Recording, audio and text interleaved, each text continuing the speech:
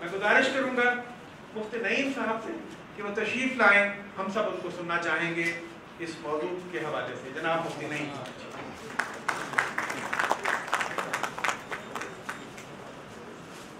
السلام علیکم. الحمدللہ والصلاة والسلام علی من لا نبی بعد. اما بعد فاعوذ باللہ من الشیطان الرجیم. بسم اللہ الرحمن الرحیم. ان هذا القرآن يهدي للتي هي أقوم ويبشر المؤمنين الذين يعملون الصالحات أن لهم أجرا كبيرا. وقال النبي صلى الله عليه وسلم خيركم من تعلم القرآن وعلمه. صدق الله العظيم.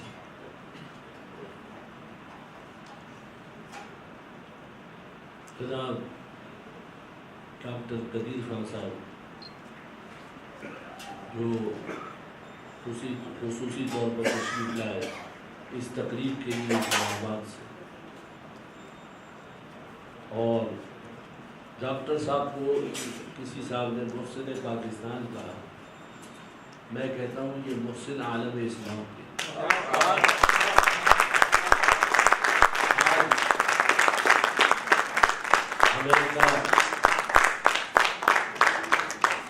آج امریکہ اور مختلف ممالک جو گھبرا رہے ہیں تو اس واحد شخصیت کی وجہ سے جنہوں نے پاکستان پر بہت بڑا احسان کیا اور عالم اسلام پر، اور اس لیے ان کا نام بھی یہ رکھا جاتا ہے کہ مسلم ایٹم بم. تو معلوم ہوا تمام مسلمانوں کے لیے ایک پاکستان میں ڈاکٹر صاحب کی وجہ سے، ان کی محنت اور کاوشوں کی وجہ سے یہ اللہ تعالیٰ نے پاکستان پر بڑا فضل و کرم کیا ہے. لیکن چونکہ ہمارے حکمران عام طور پہ جاہل ہوتے ہیں، بس عوام کے ووٹ کا نام لے کر اس ملک کے اندر مفتی کا ووٹ اور ڈاکٹر قدیر خان کا ووٹ، پیرزادہ قاسم کا ووٹ، ایک چرسی کا ووٹ برابر ہو، تو اس ملک کے اندر کیسے عدل قائم ہوگا، کیسے حکومتیں صحیح آئیں گی؟ کبھی بھی نہیں ہو سکتا. جس نظام کے ذریعے یہ حکومت لانا چاہتے ہیں، مذہبی لوگ یا دیندار لوگ آ جائیں یا دین کی سوچ رکھنے والے آ جائیں. ڈاکٹر قدیر خان پر انڈیا نے ایک مسلمان کو صدر بنایا اپنا، اور ڈاکٹر قدیر خان صاحب کو 2.5-3 سال جو ہے گھر کے اندر قید رکھا. اتنا بڑا افسوس ہے. اور آج ہمارے حکمران ڈاکٹر قدیر خان صاحب کے احسان کو قبول کرنے کو تیار نہیں ہے. نواز شریف صاحب کہتے ہیں کہ میں نے بٹن دبایا اور میں نے چلایا. یہ بٹن کا قصہ بھی میں نے ڈاکٹر صاحب سے سارا سن لیا ہے، کیا بٹن چلایا، اس نے کیسے کیا ہے، سب جھوٹی.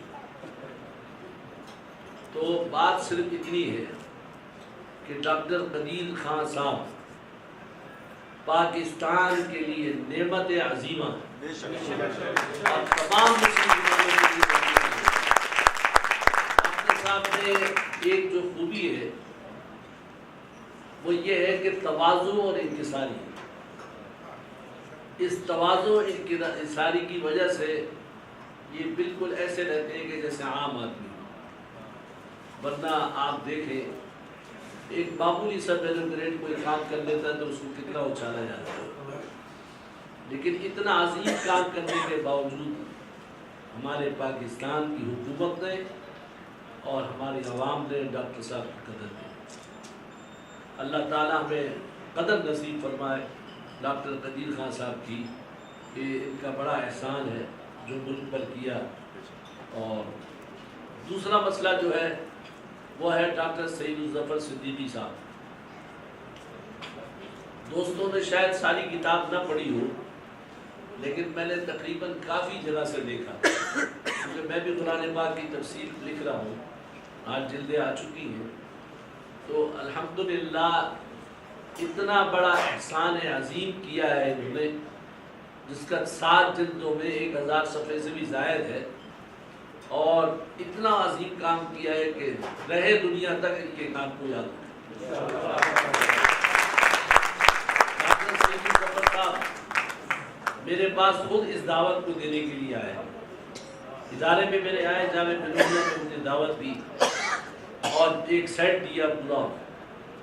حقیقت یہ ہے کہ اتنی محنت کی ہے, جہد کیا ہے جس کا تصور نہیں کیا جا سکتا. صرف میں آپ سے زبانی بات کر رہا ہوں, لیکن اگر اس انسائکلوپیڈیا کو دیکھ لیا جائے سب کچھ انہوں نے اس میں جمع کر دیا. تو اللہ تعالیٰ ڈاکٹر صاحب سے مزید کام لے تاکہ ان کے مرنے کے بعد ان کے لیے ایک بہت بڑا صدقہ جاریہ ہو اور ان کی نسلوں کے اندر اللہ کے دین کا کام ہو. 4-5 سال پہلے میں نیو یارک ایئرپورٹ پہ اترا. تو میں 25 سال سے جاتا تھا. جب میں اترا ہوں تو مجھے جو ہے جہاز کے اندر ہی ایک پائلٹ نے اعلان کیا کہ سب سے پہلے مفتی نعیم کو اتریں گے, اس کے بعد دوسرے اتریں. تو میں دیکھا کہ 2 گورے, ایک گوری جو ہے وہ آئی اور لے کر جیسے کہ بہت بڑا چور اور ڈاکو ہے. سارے جہاز کے لوگوں کے سامنے مجھے کہا ہاتھ کا سامان کہاں ہے. میں نے بتایا اوپر ہے. تو اس نے سامان اٹھا لی. اس میں میری کتابیں تھیں, سفر لمبا تھا پڑھنے کے لیے. پھر جہاز کے ساتھ سیڑھی ہے, اس سے نکال کر مجھے نیچے لے گئے. ایک کالی گاڑی پہ بٹھایا, جیسے بہت بڑا دنیا کا قاتل, دنیا کا مجرم جو ہے وہ آیا ہے اس کو پکڑنے کے لیے. دونوں میری طرف گھوڑے بیٹھ گئے اور ایسے بیٹھے کہ جیسے کہ میں ابھی جو بھاگ جاؤں. ایئرپورٹ کے اندر ہے, آدمی کیا بھاگ کے جائے. وہاں گئے, 1-1.5 کلومیٹر اندر چلتے رہے جہاز. چلنے کے بعد انہوں نے مجھے جو ایک جگہ بٹھا دیا. اس کے بعد انہوں نے کہا کہ ہم انگریزی میں بات کریں گے. میں نے اشارہ کر دیا, مجھے انگریزی نہیں آتی. تو ایک لڑکی آئی, کراچی کی تھی, وہ بعد میں ملنے بھی آئی مجھے. کہنے لگے میں آپ کی خدمت کے لیے آتا ہوں. میری پورا پلاننگ پہلے سے تھی. ٹھیک ہے, میں نے کہا اچھا ہے, خدمت کریں. اس کے بعد اس لڑکی نے سوالات شروع کیے. جو گورا کہتا تھا وہ سوال کرتے تھے, آپ کیسے آئے؟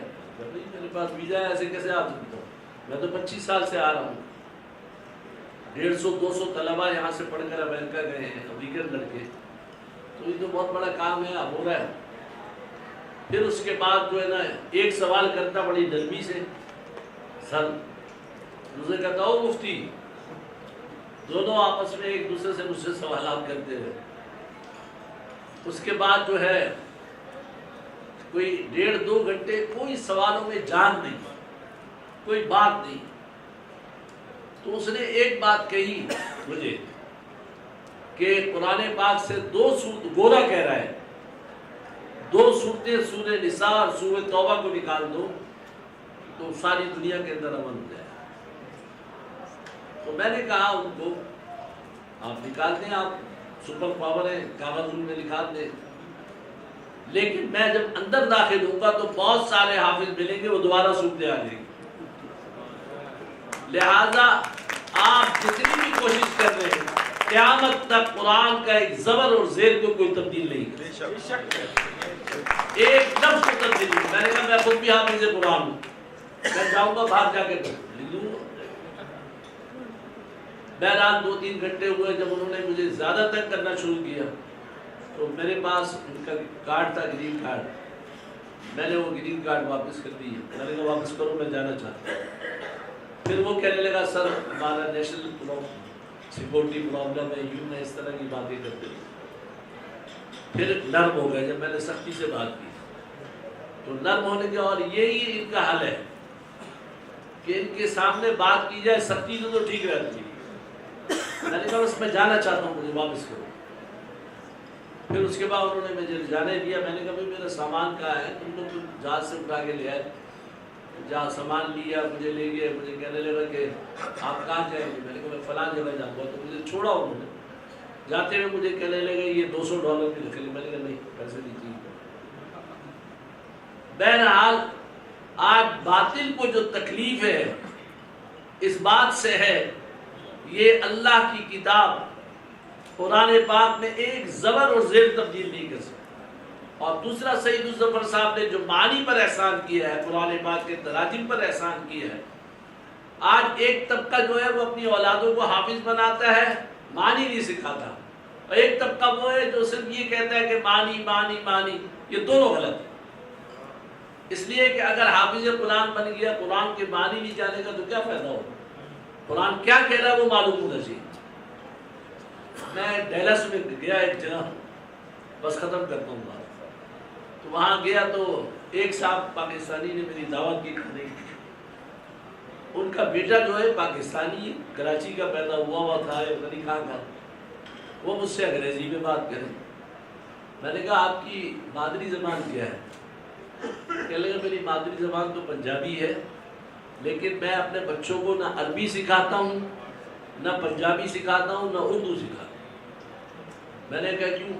کہا کہ اس سے لہجہ فرق آ جائے گا انگریزی میں، وہ اسٹور کو سٹور کہے گا، وہ اسکول کو سکول کہے گا۔ میں نہیں چاہتا ہوں کہ میرے بچے کا انگریزی لہجہ خراب ہو۔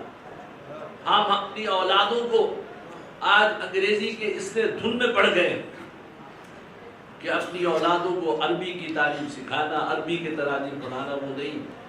اللہ تعالی ہم سب کو عمل کی توفیق عطا فرمائے۔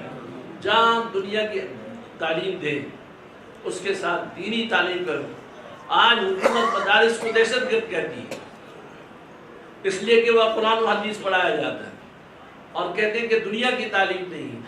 ہم نے اپنے مدارس میں دنیا کی تعلیم رکھ لی ہے، لیکن ان سے پوچھو کہ اپنی یونیورسٹی اور کالجوں کے اندر کتنی دین کی تعلیم رکھی۔ یہ صرف یک طرفہ سوال ہے کہ مدارس والے تو کمپیوٹر سیکھیں اور یونیورسٹی والے جو ہیں وہ قرآن پاک کا علم۔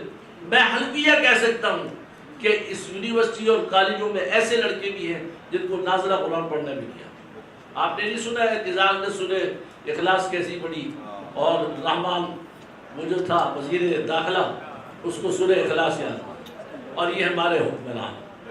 اللہ تعالیٰ ہم سب کو عمل کی توفیق عطا فرمائے۔